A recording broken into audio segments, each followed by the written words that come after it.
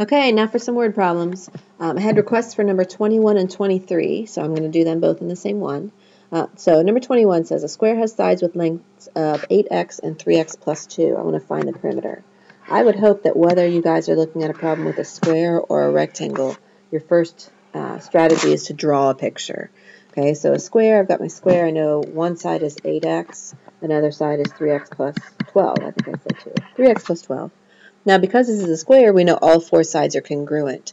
This isn't a problem where I can add all these together because I don't have a total, and that's what our goal is, to find the perimeter or the total. I don't know that yet, so I can't just add stuff together. But because it's a square and those two sides are equal, I can write an equation showing that those two sides are equal. So 3x plus 12 equals 8x. So now we solve our equation. We move the 3x's over by subtracting them.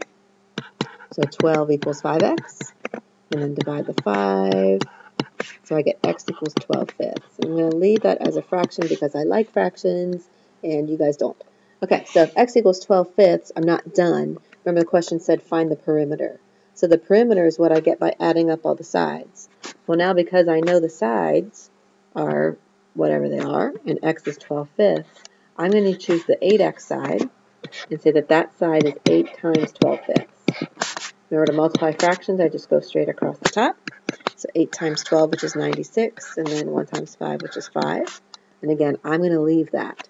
So this is one side length. Okay. To get all four sides, I could find the 3x plus 12 and then add them all together. But because they're all the same, how about we just take one side and multiply it by 4 to get all four total. So 4 over 1, 96 times 4, I think is 384. And then the denominator is 5. And I'm pretty sure that won't reduce. So that is my solution. If you divide it out, 7 times 5 is 35. 34. You should get something like 76.8 as your perimeter. But again, you guys know I would rather see that fraction in there. Okay, so that's number 21. Now I'm going to scroll down so we can see 23. 23 is one of our rate time distance problems. Okay, we have two cars traveling, so I'm going to choose car number 1 and car number 2.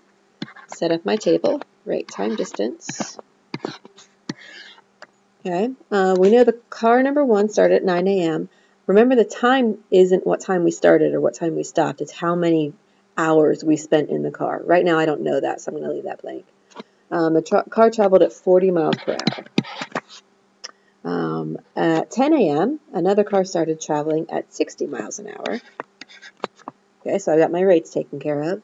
Now, as for time, I don't know how long they're in the car. The question asks at what time will the second car pass the first, so they don't tell me how many hours. So I'm going to say that car number 1 is going for X hours, and car number 2 left 1 hour later.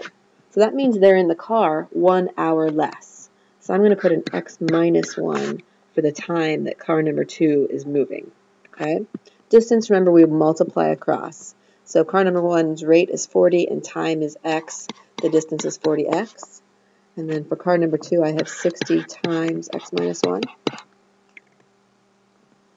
Okay. Now we have to decide, for the equation, we have two possibilities. Do we have a total? Do I need to do car number 1 plus car number 2 to get a total distance? Or are these two cars going to be going the same distance or ending up at the same place?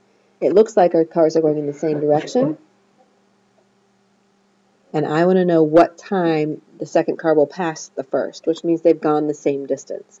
So this is an equation where I'm going to put the two distances equal to each other. Okay? So go ahead and distribute your 60. So 40x equals 60x minus 60. And then move all your x's together. I'm choosing to move the 60 x's over, which I really don't like to do normally because I get negative numbers. But if I had chosen to move the 40s over, then I've got a 0 there and an extra step involved. So I have negative 20x equals negative 60, divide by negative 20, and x equals 3. Okay. Now again, go back and read the question. Does saying x equals 3 hours, in this case, because it was time, answer the question? No. The question says, at what time? So if car number 1 is going 3 hours and it left at 9 a.m., 9 a.m. plus 3 hours tells me that 2 cars will pass each other at 12 p.m.